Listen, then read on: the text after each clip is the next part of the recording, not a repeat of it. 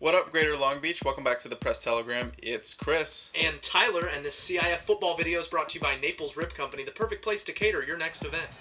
Out in Norco, aka Horsetown, USA, for this Pac-5 second round matchup between Bosco and Norco. And Bosco does bring the horses, we know that. Norco coming off a 71-70 triple overtime win. Victor Viramontes had 8 touchdowns and 571 yards. That's a touchdown against the St. Bonaventure defense right there. You just saw one. So you know the defense needs to come equipped. Travion Beck, DJ Morgan in that secondary, and then Nas and Nessie in the middle there. Gotta lock it down if Viramontes gets loose in that second level. Absolutely. It's going to be on them to shut that offense down and let their offense go to work. Norco wants to try to run early, but a lot of swarming Braves just shutting it down. They did have a roughing the kicker on that punt. They would get the ball back, but the defense would hold. And we out here eating.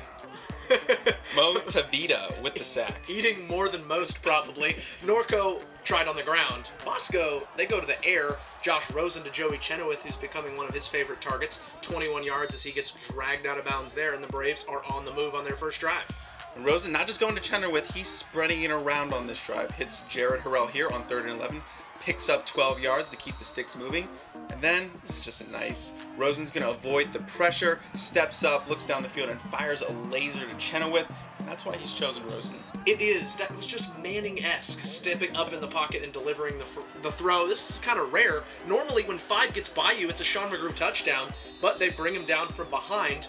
All that does is delay the touchdown, as Fiver is going to pick up that final 3. 24 rushing touchdowns for Sean McGrew this season. That ties a school record set in 1968. I think he'll probably get there.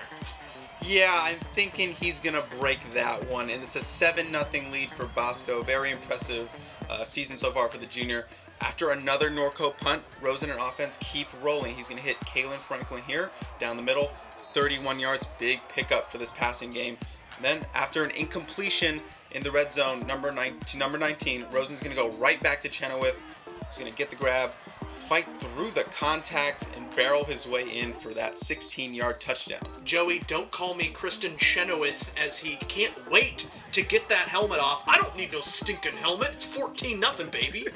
But it would get better from there. 3rd straight punt. Double thump! Clifford Sims flies in. And it falls in the hands of Joseph Taliauli, and he's gonna take it to the house. Big 5-5, take it to the house, as that is a big play for the special teams coming through, and Bosco absolutely rolling here on the road. Yeah, that makes it 21-0, and they are fired up here on the road, like you said, Tyler. I mean, look at Jason Negro. Slap hands. Slap hands. Your team's fired up. He very much is. Norco starts to move the ball a bit after that big deficit on the legs of V-squared here. He's tricky to bring down sometimes. Yeah, he lumbers for 12 yards there, but it's just really not Norco's night. Gavin Hughes with the fumble, and it's going to go right to DJ Morgan. Turns Cougar Town into Morgantown with that fumble recovery as Bosco just gets the turnover train started. We thought punting was the worst of Norco's problems. Not. It was the turnovers. Especially giving a short field to St. John Bosco, and that usually ends with an easy Brave score. Rosen's going to look to Harrell, 14 yards out. That's just too easy. 28-0, and I think it's safe to say the route is on. Yeah, give him hell, Harrell, back shoulder throw, and that is just easy quiche. When it rains, it pours. Viramontes testing the secondary, big mistake. Bryce Turner coming back from injury, a nice INT right there, as he is now eating. The spoon is handy, and you just see the pattern: a Norco turnover, then it's a Bosco touchdown. This is Clifford Sims from 11 yards out. It's 35-0. We're in running clock territory in the first half here. Yeah, I'd hang my head too. Now this would be the one blemish of the first half for these Braves.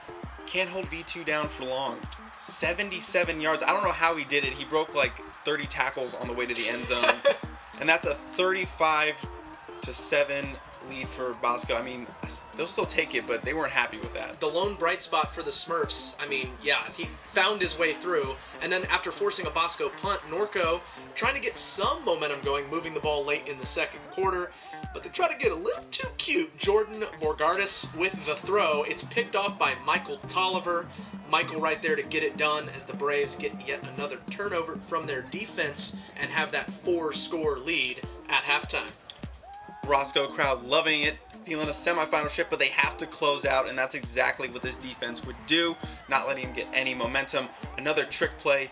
It gets me, but it does not get DJ. Easy pick, takes it out of the end zone. That's just going to about do it. Well, you weren't in film study, but DJ Morgan was, and so he knew that was coming right where he needed to be. And in comes the closer, the senior Cliff Sims, going to rumble for 24 yards right here. And then he would cap off the drive, punching it in from 4 yards out as he fills in very capably for Sean McGrew. We've seen him do this before, especially in that Servite ball game, 42-7. And yeah, the clock gonna run in that fourth quarter as Bosco is cruising through these playoffs once again. Start of the fourth, backups are in, and I had to put this one in with the spin, deuce, getting it into the end zone. Another 11-yard touchdown run. That's his third of the night. He also had that blocked on the punt, so a great game for him, and that makes it 48-7. His name is Clifford Sims. He wearing 22, and 48-7 is your final score. Bosco running clocks in the first 2 rounds.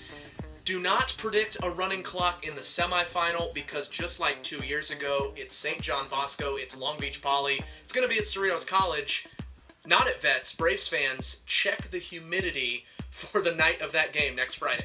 Should be a great one, the one everyone wants to see. Long Beach Poly, the last team from California to beat St. John Bosco in the playoffs. Now, all that coverage, just keep it locked right here at the Press Telegram.